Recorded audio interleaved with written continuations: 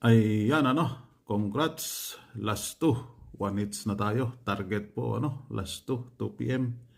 882 kuha sa top 5. So update tayo for 5 p.m. 5 p.m. Yung probables natin for today, si 790 lang ang pwede doon baka kusunada nyo yon, balikan nyo po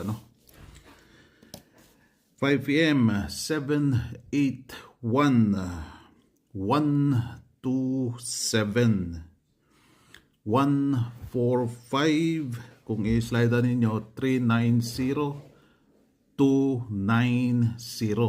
So yan po yun ang 5 p.m. natin So good luck, God bless, like and share naman dyan.